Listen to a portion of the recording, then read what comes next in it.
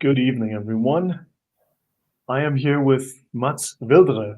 Is that how we pronounce your surname, Mats? Not close enough. Mats Waltré. Oh, Waltré. WLTRE. Okay, yes, right. Waltré. So I was practicing and I'm not sure I got that wrong. Yeah, Mats Waltré. So my new grandfather clock just decided to chime. I hung that about an hour ago.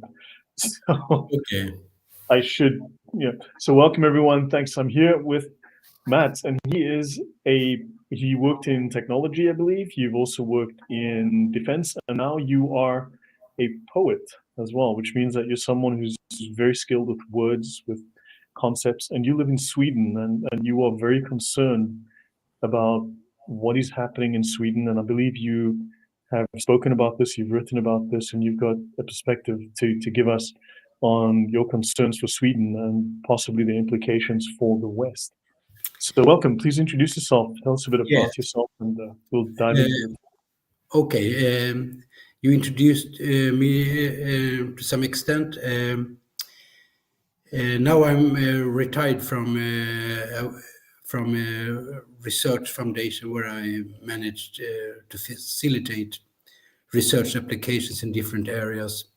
And before that, I've been working in the defense as a defense analyst, and prior to that, in engineering. The last 15 years, I've been more focused on poetry. And my last one will probably be published this spring, and it's called B, or in Swedish, Vardag, and being it's a play on words for in Swedish, the beginning of Genesis says, and the Lord said, and that in the Swedish it's a conjunctive, but God will not say a conjunctive to himself, so it has to be an imperative, and Vardag is that imperative to be. Okay. Sorry, that was a detour. Right. And I had, really going back to my time as a defense analyst, what does Islam represent as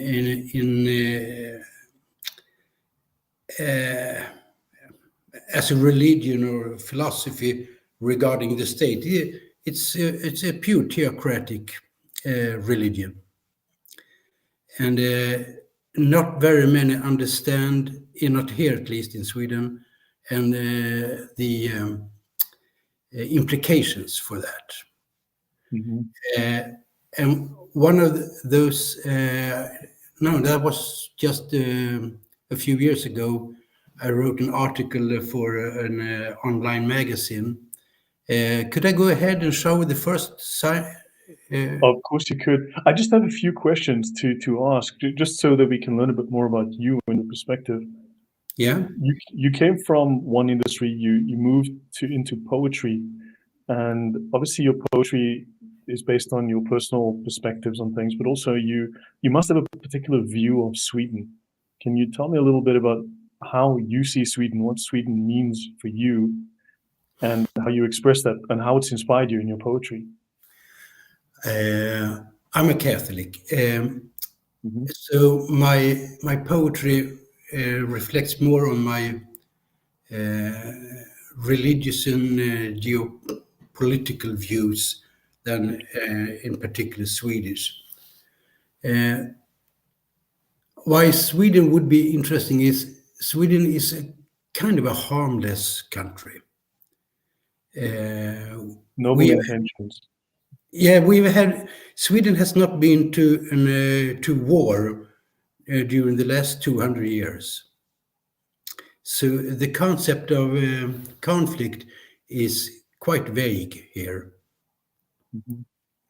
And Islam, there are two major forces that kind of moves around and goes around and kind of slowly kills what is Sweden, what is the Swedish society.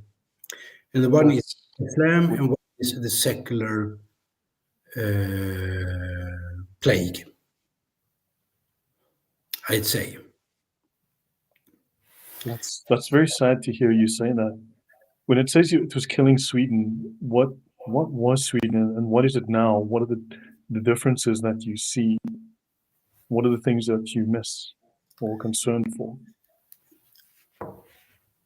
The thing I miss, like many people miss, is and I think that's not particular for Sweden, but there was kind of an innocence, and there was kind of a friendly society with people sharing basic values, being kind and raising your kids to certain standards and so on.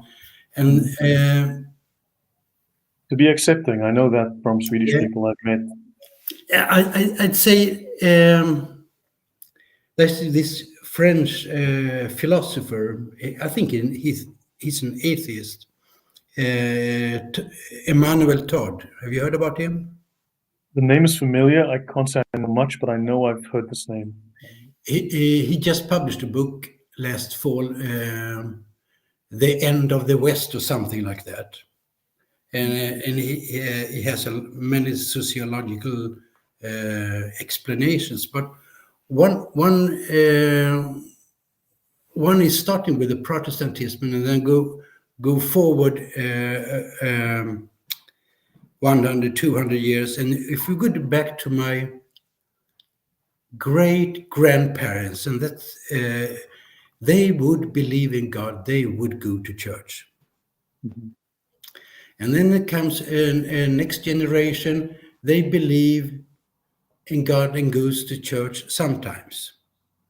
And then my parents' generation, they kind of believe in God, but they don't go to church. And then come my generation, we don't believe in God and we don't go to church. And the next generation, that would be the generation of my children, they don't even baptize the children. Religion doesn't mean anything. And those are phases, and Sweden is very, very, not a proponent, but an example of how that kind of slowly destroys the society. I understand. That's unfortunate to hear, but don't you sense that there is a hunger for some kind of moral guidance, for some kind of spiritual foundation? Yeah, there are some good signs.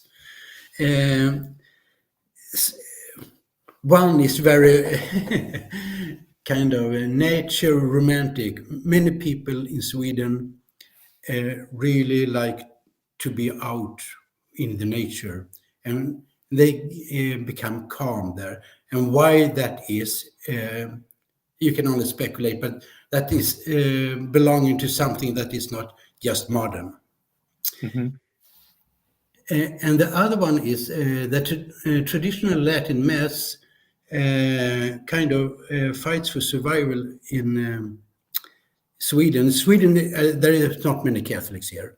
I'd say about 100, 150,000.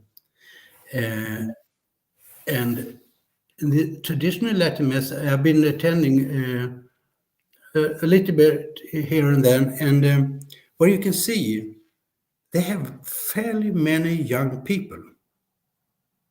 And I'd say that's a difference between the ordinary Mass. So for me, that's kind of a positive sign. Mm-hmm. That's good. Yeah, look, we need to hold on to the positives, and I think the pendulum is starting to swing back. People are finding that they miss tradition, that they miss the old ways, they miss their grandparents' culture and stability, and they don't like what they're seeing. And Kirill says he was in Södertälje back in 1990, and it was a wonderful place. I know that people speak of places like Malmö changing extensively. I work with and deal with people from Sweden, and always friendly people. Growing up, even in Africa, I met Swedish people, always friendly. But perhaps that naivete, one could say, has been taken advantage of, or that openness has been taken advantage of, and Sweden's been wanted to be a moral superpower and flooded itself Yeah. with people that don't integrate. But I have one last question about your poetry. How do you see your role as a poet in the world then? How do you think you can influence society, or that, what can you add back into the community that may be missing? How can you get people to think and feel in a positive manner? And is this something that you try to do with your writing? Yes.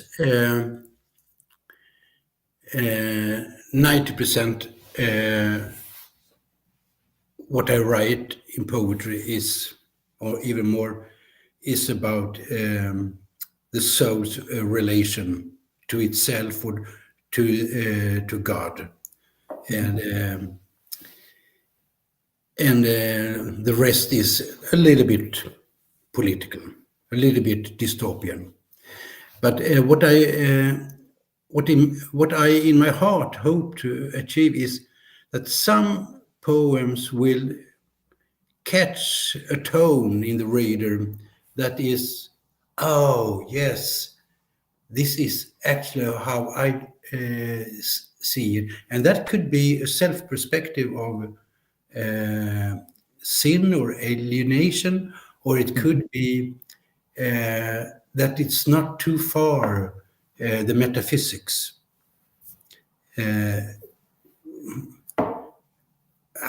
Yeah, it's an interesting but difficult question to answer. No, one of the reasons that I ask is, when you find these rapid changes happening in society, people feel isolated. They feel that they are alone, or they feel, in fact, when you see all the censorship and the risk that speaking out can bring, where people can lose their jobs or lose their incomes or be ostracized, they feel isolated, they feel alone, they feel they can't speak, and they feel despair. But when you find that others have the same feelings, when you find that others feel the same way, suddenly you find a bond, you find unity, you find common ground, common cause, a flag to rally around. And religion is one of those flags. Believing in Jesus, going to church, being with the community, that's one of the things that people coalesce around that, and they find themselves and they find their values, and then it expands outwards again. And maybe this is something that your writing gives to people. It keeps them unified, even if it's not loud right now, but maybe this can bind people and eventually be the seed that eventually reestablishes the pride in Sweden and Swedish culture. Yeah. And like when you see what's happening, I feel free to speak here. Like you have what's happening in the United States, where so much evil wokeness has its baby crib. But also there are a fairly large amount of the society that do believe in God. So when this shift happens, and I don't know where it will go, but it can happen fast. If more and more people realize we are not that far away from each other, things can move to the better. That's my basic optimism. Did I make you remain an optimist? Yeah, go on. Okay. Okay, yeah, no, thank you. Thanks for that. I was very interested. And I'll probably ask one or two more questions to get that perspective. Yeah, you said you wanted to share something before I... Yes, because there are a lot of countries in Europe that are in regard to Sharia and Islam, and is in worse than Sweden. Like I point to England, for instance. But as an example, I move through those fairly quick. there's no need to rush. I'll share these now. Is You it? can zoom in on that a little bit. You can actually just Yeah, there are a few strategies, and we all know about the military conquest immediately after Muhammad, and finally around Ottoman. We know about the missionary activity. Indonesia is a good example, and we know the terrorism, but demographics. That's the key one. so, And looking towards Sweden is kind of a country on the fringe, on the edge of the world, and doesn't make itself a lot heard, but it stands out in a few moments. I don't see, you probably can't see it here, but yeah, here, you can zoom in. You can actually, if you hold your mouse, you yeah, can hold the control button and scroll upwards with your mouse wheel. It will zoom in. Then you can, keep zooming in, keep zooming in. yeah, And now just drag it to the top. Just drag your mouse, just click and drag down. Yes, so now you can zoom in again. So yeah, move your mouse to the top, zoom in again, and then we can see that more clearly. So yeah. Weekly religious attendance in the United States and Europe. And you can say Poland stands out pretty much in Europe, and Portugal, I'm happy to see here. But if you go down, you can just scroll up, just move up and down. you see Sweden together with the other Nordic countries. Yeah, so just for those who can't see, this is weekly church attendance. Poland's at the top with 44%, and then Sweden is fifth from the bottom with only 5%. Yeah, in terms of church attendance. And Poland is something like 90%, 95% Catholic country as well. yes. And then you have this, if you have a religious affiliation, and you can come to this one, majority, most places. Just zoom in again, please. Can you? Because it's very small text. So fill the screen, and then just drag to the top. Yeah. So everyone can see. Yeah. Is this readable? Yeah, you can always go bigger. I mean, it helps. Bigger is better. So scroll down. Yeah, drag it down a bit. So we can how much of the population support legal abortion? Like Sweden stands out, 95%. Wow. And it actually is on the table to write into the fundamental law. I don't know the word in English. The basic law for the society, to write abortion rights into that. It's really absurd. And and like then you have Israel about 50-50, and like Nigeria, and very, very Christian and very, very Muslim at the same time. So it has a different kind of explanations. So 95%, and that's a lot. And and this is another one. And I think this is almost the conclusion. Yeah. The idea of abortion actually is very much linked to atheism. Atheists were the ones who created the idea of pushing abortion. I mean, we can go back to specifically the the Marquis de Sade. He was actually the one that stated that we really should just kill people in the womb, and it's fine and it's great.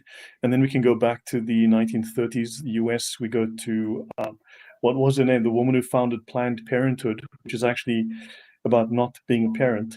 So that was, as I understand, the Planned Parenthood started out as original as to lower the birth rate of Black Americans among blacks. Yes, correct, and it did so. It was very successful in that regard, and also she was a socialist. So this was another one of those disrupt the family, destroy the family, and she was quite a wicked woman. And oddly enough, she received a church burial when she died. The church somehow wasn't aware of her pretty evil leanings. and why I have this. Margaret Sanger, yes. Yeah, that's it. Why I have this graph here, Sweden stands out, and you have the rest of the West. Wow. And it will probably move towards where Sweden is, if not something happened. Yeah, but I think you can't go any further to up the graph. So at some point, it's going to turn around. I think at some point, I mean, one would hope that people find that their current course is very empty, unfulfilling, and they want change. They want to go back to tradition. Yeah, I have one more. Yeah, you don't have to rush with these. You can take your time to explain these. Yeah, but I don't like. I'm a bit allergic myself to a lot of graphs when you have a discussion. But anyway, here it is. Yeah, just zoom in. Yeah, excellent. And around 1950, the Muslim Brotherhood started with refugees coming to Sweden, among others, to prepare for the future Muslim population and country. And it started to take off. Like at the first start, they numbered 15 people they could identify in Sweden in 1930 as Muslims. And that turned out to be around 40, 50,000 in 1980. And today, it's around 10% of the population. And PEW research, it's not very conservative. Yeah, I know that. Pew research, well known. But they're pretty reliable. And they have different scenarios. One scenario is absolutely no more migration. And they have the middle scenario, and that dot on the graph is for 2050. And then they have the high migration. And you see, just in 25 years, there will be about 20% of the population. And that goes back to the, then I will go back to the first one about Islam strategies. Sweden is becoming more and more a Muslim country. Well, yeah, the mindset precedes the actual demographic change. Yeah. Because they actually infect the rest of the population with their mindset, either leaning towards favoring Islam or Islamic principles or becoming dhimmis, whether they know this or not. Although, you know, what is interesting is the claim that Islam is the fastest growing religion, which is actually based not on proselytization and conversion, because 95% of converts are known to revert within 2 to 3 years. But it's actually was based. Yeah, no. So there's hope there. Not to worry. The vast majority, almost 100%, leave Islam before 5 years are over. But the claim that Islam was the fastest growing religion based on birth rate is actually a statistic that was true in the 60s. And that is actually been reversing. So the idea is really, it's very upsetting, it's demoralizing for us, but actually that those trends are reversing. And Christianity, oddly enough, is growing. It's growing in Africa, it's growing in South America, it's growing in Asia. And for instance, something like half of the Muslims in Iran, for instance, are known to have left Islam and are probably looking at Christianity. Even in places like Pakistan, finding masses of Muslims that can't openly say so, but they've gone to atheism. And you find that many other countries like Iraq, they're turning to Christianity. So there are changes.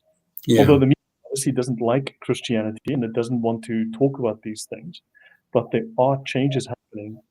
And the more Muslims, sorry, go on. Yeah, like even if we separate Islam from everyday Muslims, so Islam is inherently imprisoning people. So my view is that many ordinary Muslims want to unburden themselves. Now it sounds like Kamala Harris, I'm sorry, but it's a proper use anyway. No. I mean, want to be unburdened by what has been. Yeah. Yeah, which is actually Kamala Harris paraphrasing Karl Marx, but Yeah, yeah. So, but yeah, I mean, without Islam's blasphemy laws, I mean, I can bring those up and show everyone, but the penalty for leaving Islam is death. It's murder of the apostate. yeah, And also, if they can't enforce it, then there will be other social penalties. They'll be ostracized from family and community. There will be some kind of punishment extracted. And Christians don't always offer them a home to come to, a community, a religion to turn to. yeah. But we have to see. Actually, it's a side point, but it's kind of funny. There is a Nigerian fraternity or order that are now sending out missionaries in the world. And in Sweden, I think there are about 4 or 6 of those priests now helping the Swedish Catholic community. That is good to know, because they have experience with what is, because I mean, there's a genocide in Nigeria of Christians. The Yeah. Muslims are murdering Christians, and that's a known genocide. Just for the audience to see and for yourself, Mats, this is apostasy. This is from the Sharia. This is from the reliance of the traveler, or the Umdat al-Salik, with the Muslim law, and it says apostasy from Islam, and whoever voluntarily leaves Islam is killed. It's quite blunt. Yeah. There is no indemnity and there's no punishment for killing an apostate. And then it states here that when a person who has reached puberty and is sane voluntarily apostatizes from Islam, he deserves to be killed. That's blunt. And it says if he refuses to return, you can, if you want to, it's not compulsory, offer him the opportunity to repent. But if he doesn't, he is immediately killed. And there is no penalty for killing an apostate, since it is killing someone who deserves to die. Yeah. Muslim law, it's pretty blunt. Yeah. Yeah, I came across a number of them, and it's very blunt. It's about apostasis, and it's about Christians or non-believers, and that includes Christians and Jews and other people. Yeah, it applies to everyone. Yeah. Like the first slide, the goal is for the whole world to become Ummah, all under the suppression of Islam. That's not what they call it, but that's how I perceive it. I'll show you a picture. Maybe you've heard about this guy. Salwan Momika? Salvan Momika, right. You can just zoom in again as well. Yeah. Yeah, that is very unfortunate. But he was abandoned by the Swedish state. They housed him in an area known to be full of Muslims. They didn't hide his address. They had him exposed. They were going to extradite him very possibly. Yes. There was no reaction, no outrage, no mention of his name when he was murdered. And not completely true, but the main narrative is almost like he had it coming. Yes. Yeah. And this guy, he was a Syriac Catholic from Iraq, and he made his one-man crusade against Islam, and he burned Qurans because he knew that would upset, and then I guess his main objective was to raise questions about whether you can do it or not. And he was charged, and just 1 or 2 days before the court would come with its verdict, he was executed in his home, assassinated, if you want. And so, in a sense, because what happens? No one is charged for the crime of killing him, and he was facing extradition. So if anyone else wants to make a statement around against Islam or the Quran as something that represents that sect, sorry. What happens if another person, you have this what do you call it? Death wish. Yeah, self-censor. And you censor yourself. Sorry, yes, you censor yourself because. And in that respect, the Muslim community, the imams, and they managed to implement some of the Sharia. They have. In real sense. No, I'll detail some of that right here. So, for instance, this book, I just showed the audience the content. Well, I'll briefly show. This is the title, The Unsheathed Sword, which is a threat against the one who insults the messenger. It's by Sheikh al-Islam Ibn Taymiyyah. That means he's one of the top 28 or so most influential scholars of Islam of all time. And the index is very clear. Whoever insults the Prophet is to be killed, whether Muslim or disbeliever. Now, the crime in Islam, in the Sharia, is called Sab al-Rasul, insulting the Prophet. And this means to reject what Muhammad has brought.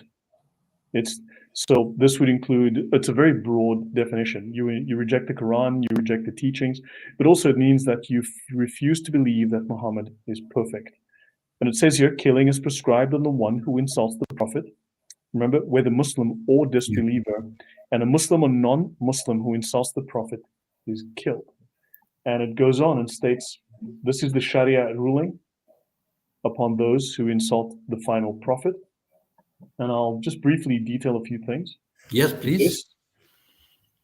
So this is the general view of all of the scholars. And when they say scholars, they mean the founders. They really refer to the founders of the 4 schools of jurisprudence. Yeah. And there is consensus, or ijma, that whoever insults Muhammad is killed. The Muslims have unanimous agreement upon killing whoever insults the Prophet. It goes on like this. It states here, you'll see, that there is consensus that whoever insults Muhammad, meaning they attribute a defect to him, that this man is not perfect, such a person is a disbeliever. And it states here, they don't know of anyone who differed concerning the obligation of killing such a person. And I'll show one more extract from this. It says here that they speak of killing due to the likes of these reasons are according to the perceived benefit in killing that person. And they call this the political killing. And the imam can give a discretionary punishment with murder in these matters. So yes, assassination is allowed, and the imam can decide that someone needs to be assassinated. That's in the Sharia. And from my layman perspective, that goes very much with this martyr perspective in Islam. And I think they have a good recruitment. If you've done something really, really bad, you can get absolution if you do kill that one. Right. So I believe Hope in Christ here is in Sweden. I think she said earlier, she says, Brother Mats, what's your take on Sweden allowing Momika to burn the Qurans and then later on claiming he was hateful towards religious group? What happened to the right of freedom of speech? Because Islam has to have special privileges. That's always the case. Yes. You can burn a Bible and no one's going to bat an eyelid. No, there is some discussion around it, because the whole topic contains very strange formulas, even though expressed in court, that you are going against an ethnic group, and we're talking about Islam. In Islam, it's not an ethnic group, so if you can't criticize Islam. That's what it means. And there is some discussion And I don't think it will die out right away. Because I feel like we're reaching a critical mass in Europe. I mean, I live in Poland, I live in Warsaw, and I start to feel like there's a critical mass in Europe, that people are having enough, that people are at the point where they realize their governments are not working for them. They're Yeah. going to start voting right. You see this occurring everywhere now. Germany, France, you see it everywhere, Holland. And things are changing. You see America has changed significantly. The UK has obviously just gone hard left and fallen off a cliff. But Yeah.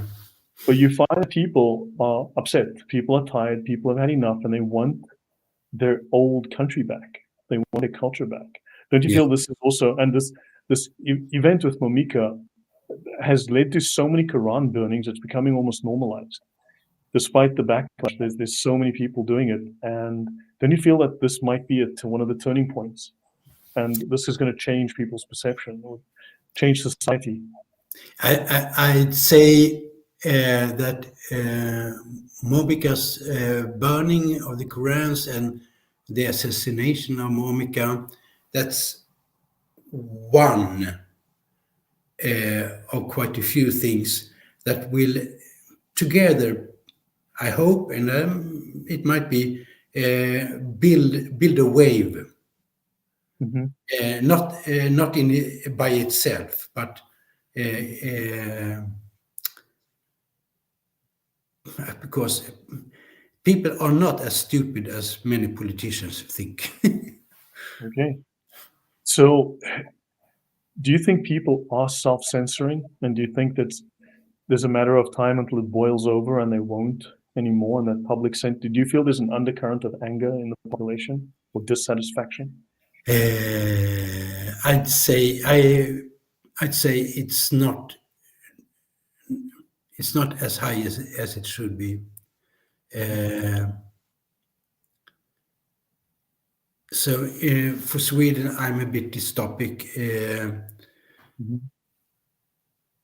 I'd say countries like Denmark and even Germany probably have a better near future development than Sweden has.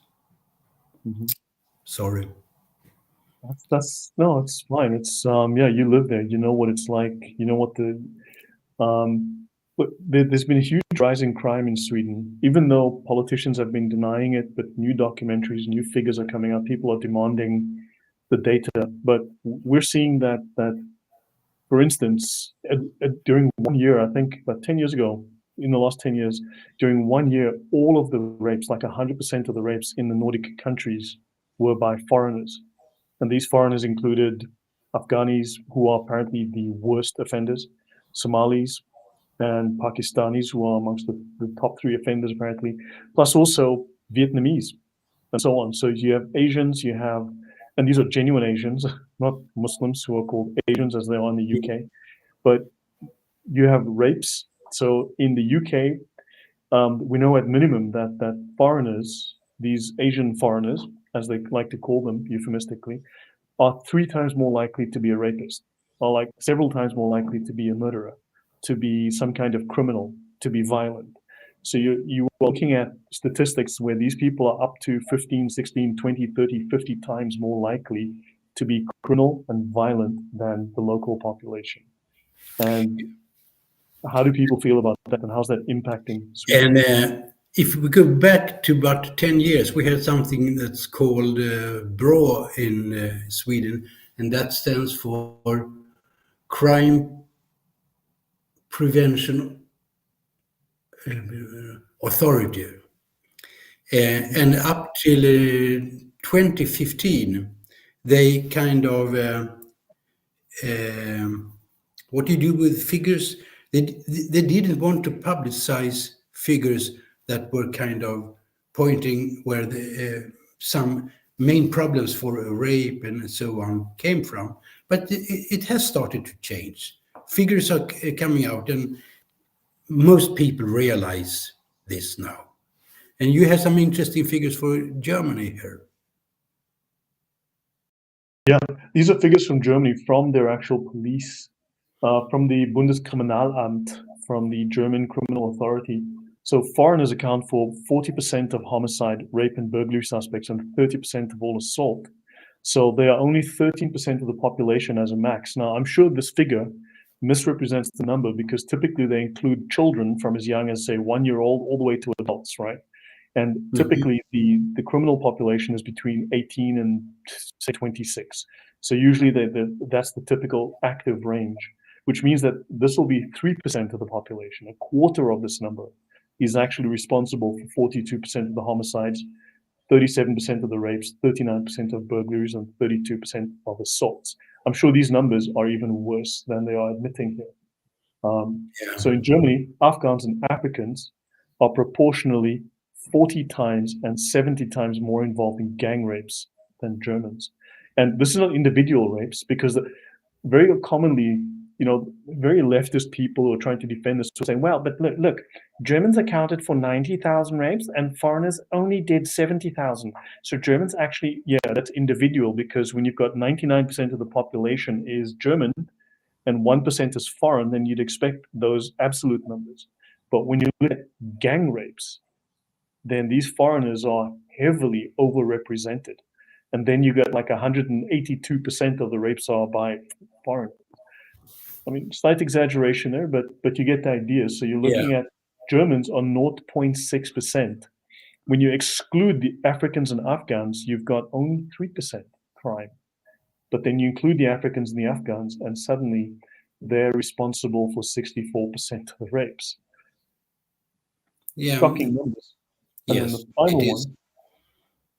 So these two groups, Germany, Afghans and Pakistanis, are proportionally 16 times more likely to be implicated in rapes than German citizens. So EU foreigners is only, that's at the control number, like 1. But when you look at people from North Africa, the rest of Africa, Pakistan, I mean, you're looking at some serious crime stats here by foreigners. And why would you accept this as a citizen who pays taxes and expects his government to protect his border and the people? Your thoughts on all this?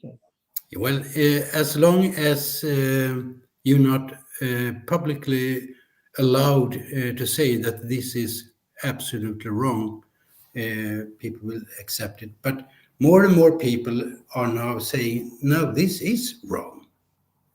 Mm-hmm. Yeah, and that wave is coming. I think if it's enough to put down the foot, so to speak, I don't know, but it's coming. Hard to predict when that tipping point is reached, but it could be catastrophic. I mean, the change could be catastrophic in the sense that there could be massive disruption. There could be social unrest. Government could topple in a day. I mean, it could happen that you find it flares up and it just explodes. I mean, there's that possibility, especially because people can't speak about these things. There's censorship and there's pressure to not speak about these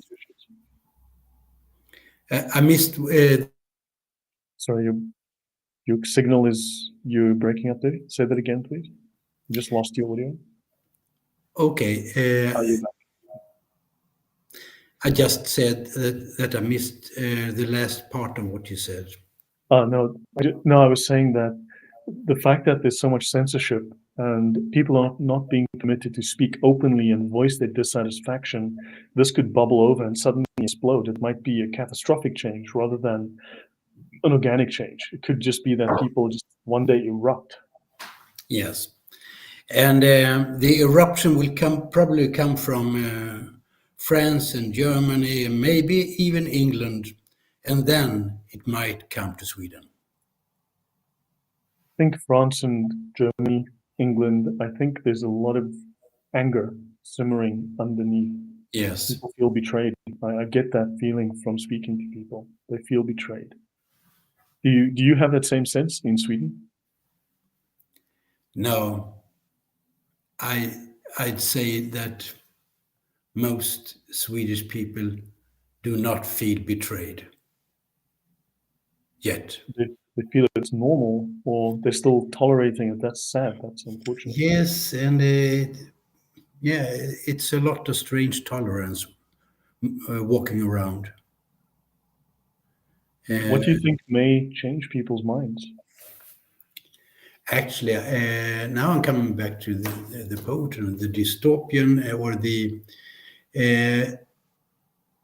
like I said, that Sweden stood out with non-religiousness, high abortion acceptance, and so on.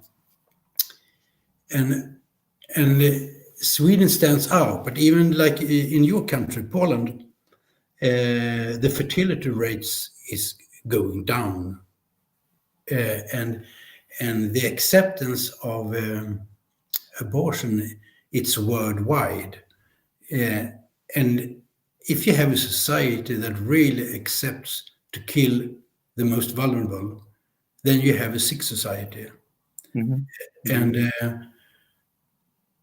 there has to be some kind of religious fervor, no, I don't know the word, religious movement, and people are awakening to that are something more valuable than what the eye sees and the everyday aspects. And then I do, and considering that this might happen, and then you never know how fast that goes. Mm-hmm.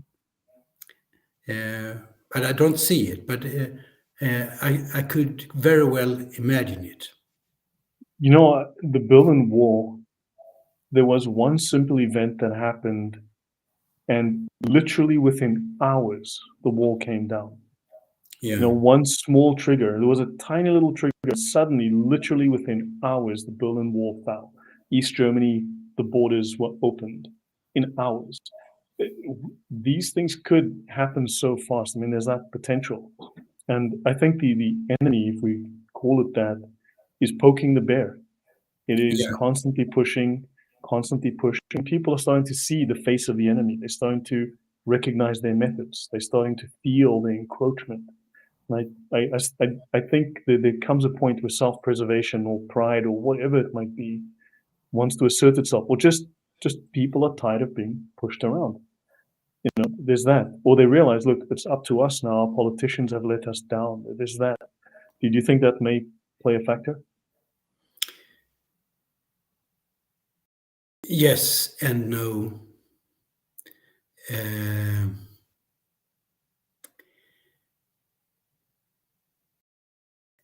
Yes and no. I really can't see that I see such strong tendencies here. Okay. What about the bombings? Like January hit a record for the number of bombings in Sweden. I believe Sweden has more bombs going off than any country that's not at war. So in fact, more than some countries that are at war. That you had 33 bombings in January alone. Yes. So isn't this, what kind of impact does this have on people's psyche and people's views of Islam and foreigners? What I could say, no, I don't think they connected so much to Islam, more like migration and gangs dealing with narcotics and shooting and bombing each other, and many people see that. But I think it kind of feeds distaste for politicians and their words and what they stand for. Their natural response is, we condemn this, but nothing actually happens. And now we can see, like you can see some things in US. You see El Salvador, and people can see it's actually possible that you take the thing in your hands and do something about it. Yeah, Nayib Bukele, I mean, he's lauded as a hero. He reduced crime, and he fixed the fraud, fixed the economy. Javier Milei. He is in that direction as well. And Trump. So, like you say, the snowball or the tsunami, if it happens in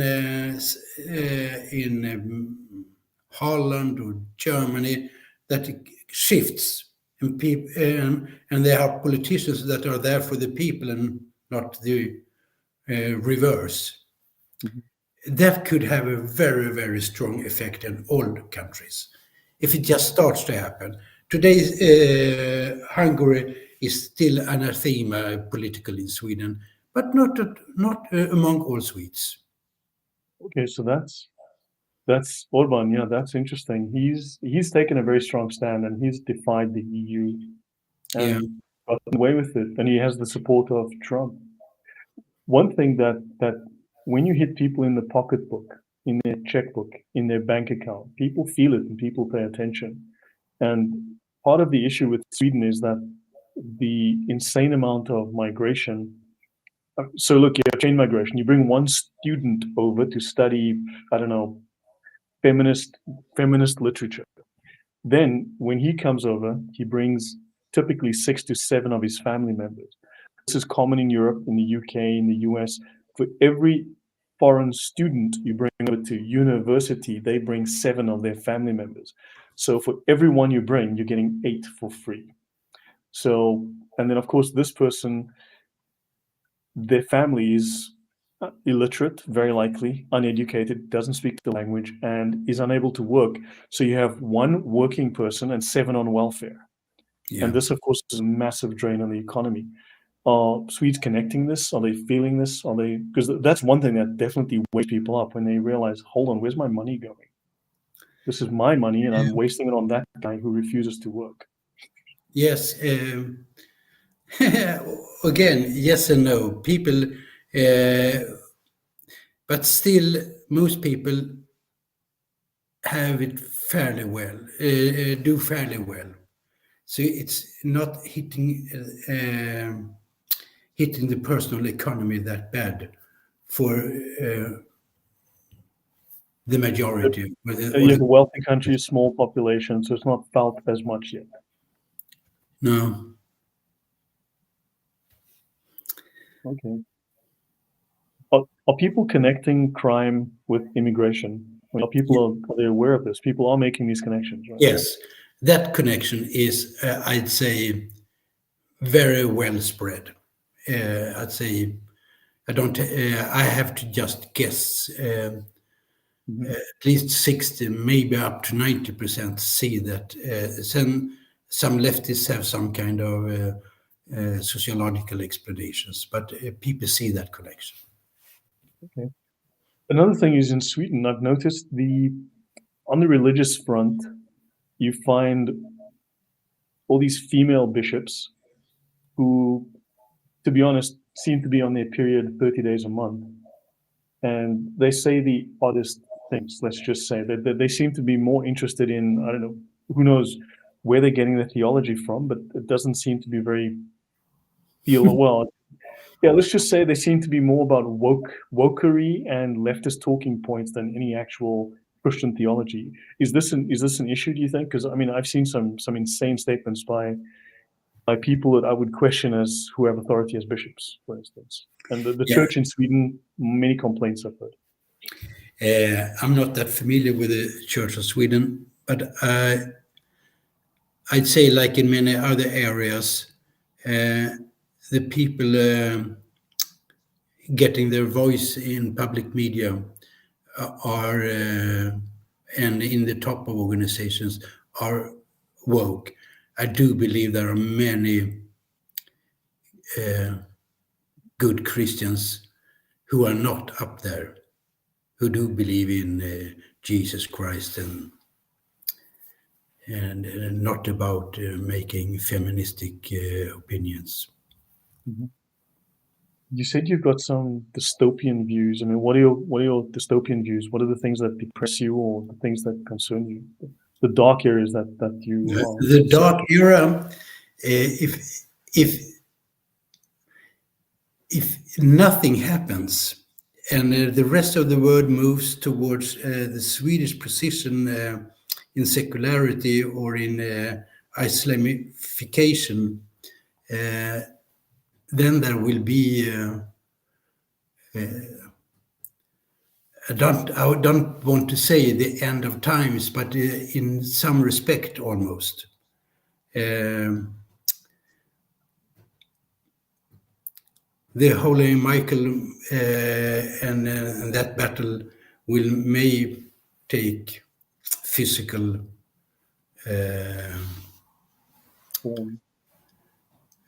casualties on earth. That's the dystopian view. Not only dystopian, but yes, for the well-being of many people who live here, yes. So you feel that the dissatisfaction could boil over, and there'll be effectively tribal warfare with the Islamic side and the Swedish side. So that's a potential dystopian path. If you say the secular side has no force to counter the Islamic side, it has no power to counter that. So there has to be based on something else than secularity. Mm-hmm. So we see. Why do they have no power?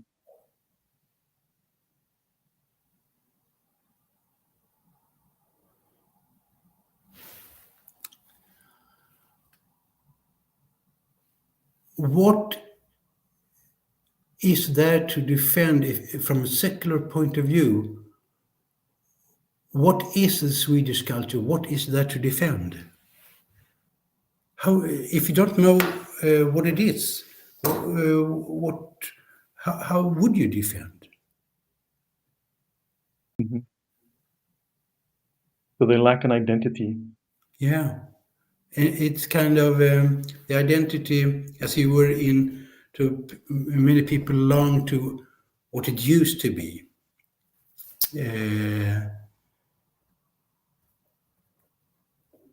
And without identity. What to you is the Swedish identity? Well, what to you does it mean to be a Swede? But if you had to paint your ideal Swede, what would you be looking at for the culture, the community, just this portrait of Sweden, Sweden? I'd say this, the ideal would. That's a long. Sweden hasn't been Christian for a long time now, but the remnants of Christianity is a people that, in a good sense, really are tolerant, and it's the Swedish soul. I'd say have a nice.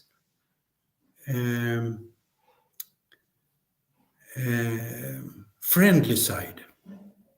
Mm-hmm. That I'd say. And that won't go away so fast. Mm-hmm. So it's something to build on. We talked, last time we talked, you stressed the perspective that you must believe that there is some kind of apostolic way in our today. And I've been coming back to those of your words. Tell me more, please. Excuse me? Can you tell me more, please? Just No. You said you have to see some positive signs, and you must believe that things can change.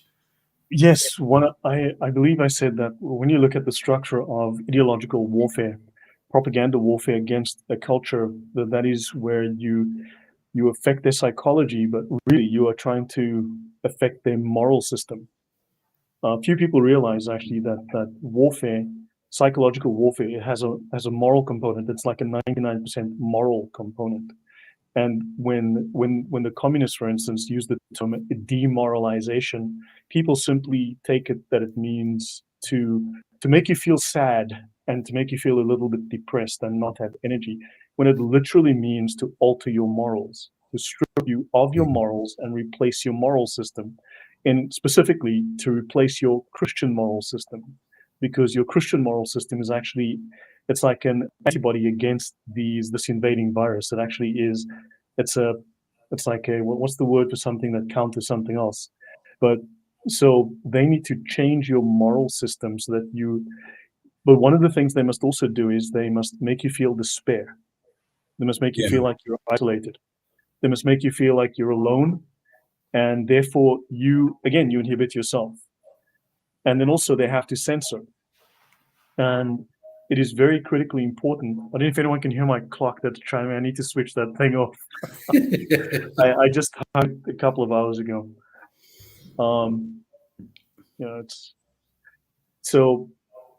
so what we need to do is to counter this is we need to understand the strategy that's being employed, because it has a spiritual component. If it has a moral element, then it has a spiritual component. And so there's a certain messaging that they're trying to give with it, which has a certain effect on you. So we must understand that there are three main areas. Well, one, we need to understand we're not alone. We need to realize that they intend for us to feel isolated. They intend for us to feel disconnected. And they intend for us to not rally with other people, to not feel community. That's something very important. And there's three areas where they will attack. And one is, so there are three words that people should really learn. So shame, amnesia, and irrationality. So first is a sense of shame. Whether these are communists or Muslims, playing the Muslim Brotherhood does this, and the communists and the Muslims work together after the 7 day, in 67, they started to work together to share ideas in terms of how to utilize propaganda warfare very effectively, extremely effective. The Chinese perfected that as well. But shame is they make you feel shame of your culture. So they will find ways to shame you, and they make you feel shame. And what you feel ashamed of, you will not use for inspiration. So you go, oh, you white people, you are slave owners, you're a slaver, you're a racist, and therefore you don't look for your heroes, and you don't feel inspired by your heroes. That's the first one, shame. The second one is amnesia. They want you to forget your culture. They want you to forget your heroes. They want you to forget the good your culture has done, the great things your culture has achieved in learning, in academia, in social, well, whatever it is. So they have to make you forget. They have to teach you only the things that bring shame and make you forget. So they deny your history. And the third thing is irrationality. They have to remove logic and evidence. They have to remove the ability for people to utilize logic and rationality, and only they want to use rhetoric, where people can only think emotionally, react emotionally, and without actually pausing and thinking and critically examining things in a process. So they remove logic, they inject shame, and they enforce amnesia. And we need to counter those three things. And there, I think you kind of, with those three themes, or whatever you call it, you kind of encapsulate a state of prison. Mm-hmm. Yeah, loneliness. You are alone, and that kinds of reflects on an emotion like despair. But you have it all by yourself. But that's also probably since every human is not built to be in that position. No one is built to be in that position from start. So there is a way in, because who wouldn't like to be have less despair? So everybody. Yes. So there's the hope. Yeah, I mean, you seem very inspired. Can you, I mean, as a poet, how would you explain this to people? How would you bring it across to people? Because it seems to really animate you. I saw that there's a sense of animation in you when I spoke about this, and when you replied. And sometimes when I can take a personal experience and make it more allmängiltig, more for everyone, more, and then sometimes I can hit a nerve in some poem where it will be possible to realize that there is something else, something good. Mhm. And if just one person there and a number of people there benefits from that, that's my motivation. I think a whole country can benefit from that. Yeah. I mean, I like what you said. Nobody wants despair. No one wants more despair.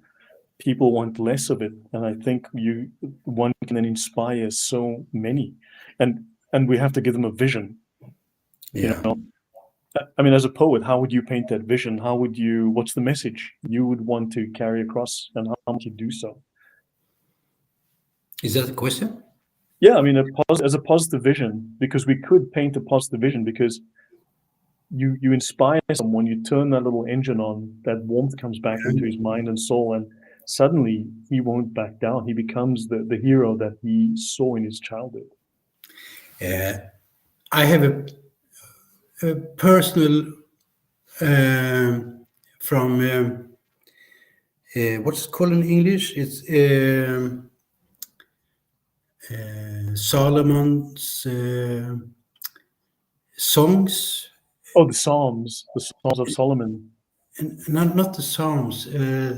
Oh, the wisdom, Yeah, Ecclesiasticus or something like that, or Ecclesiastes, or the sayings of Solomon.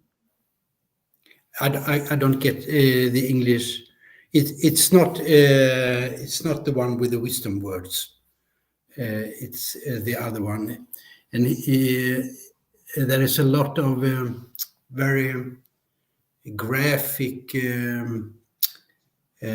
use of words.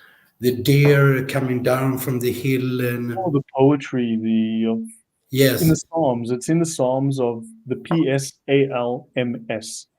yes, Psalms, yeah, and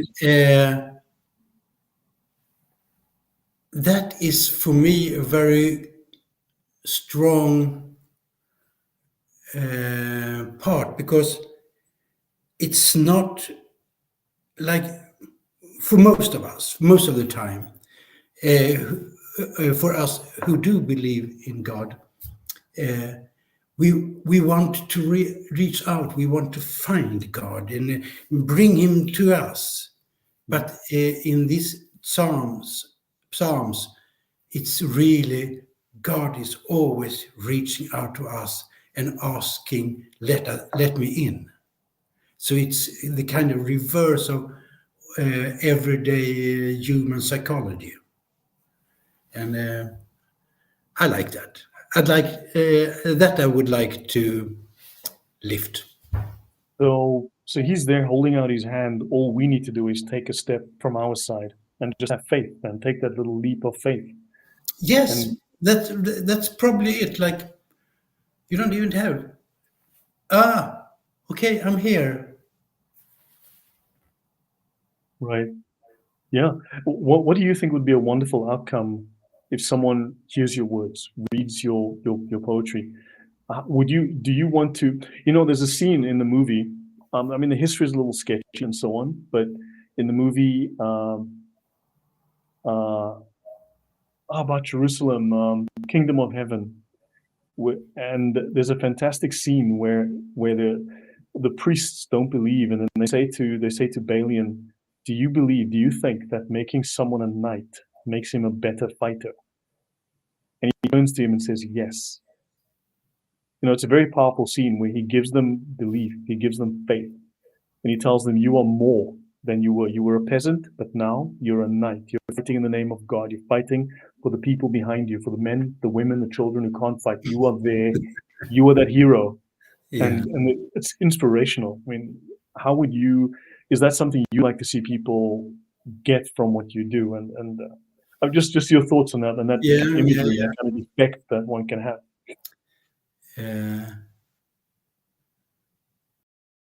That's a very good metaphor about making someone a knight and he will become a better fighter. Like I have to work on that, because sometimes I can be sometimes, quite often I guess, be rude to people, but the strong element is to give something that lifts. But you are a good person. You are very good at forgiving. That's I don't know if it's the poetry, but that's what I like myself to walk.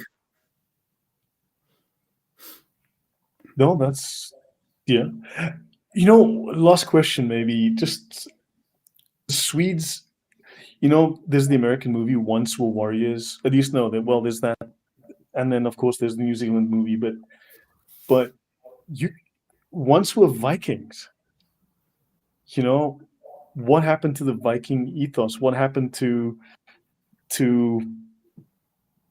we are Vikings, we don't back down, we are strong, we can do this. What happened to Thor and all of that kind of thing? What happened to all of that imagery, the Nordic idea of the Viking, the adventurer, the man who faced the elements, who's tough, who's strong? How do we bring that back? That would probably be my last question. How do we inspire that, not just in the Swedes, but in everybody? And we're coming back to relate to our Creator. And of course, the Vikings had those Thor, and they had those many times their ethics. And if you're not afraid to die, then you will be able to stand. But if you're afraid to die, you will kind of hide. And I think that could almost be a starting line for a poem. Yeah, I mean, sure, there were pagans and one can find issues, but that warrior archetype, the memory of a people who were strong, the memory of a people who were fearless, who inspired fear and inspired courage. I mean, I think that's a really powerful image people can capture and maybe start to identify themselves once more with that strength. So then we will have to say, and that archetype, the historical archetype, it's something that would still is beneficial. It could be something in the end to relate to. I think we should might have to end here. That's fine. No, no, that's been fantastic. I really enjoyed the conversation. Is there any final thing you'd like to give to the audience? Anything you'd like to say, something inspirational? But I really appreciate the time. No, I myself have ups and downs, but when I had a confession. I had the other week, and I had been let myself down. And when you get down, getting into more depressing mood, and then the priest said, Jesus Christ fell 3 times, and he stood up. Mm-hmm. That was inspirational for me. Right. Yeah. I like to say Jesus changed the world with 11 men. Only needed 11. Didn't need an army, just 11. And they worked a lot. Yeah. Yeah. But yeah. No, thank you then. Thank you very much. And this has been really a real pleasure, a real honor. Thank you very much for accepting the invitation. I'm so grateful. Thank you very much for having me. I enjoyed this a lot. Really good. discussion, or not discussion, dialogue. No, great. Excellent. So perhaps another time we may have another topic, but I'll let you go. And my regards to your wife, and thank you for, say thank you for giving me some time to borrow Yes. this a bit. Take care then. I tell her. Okay, bye. Good night. God bless. Thank you.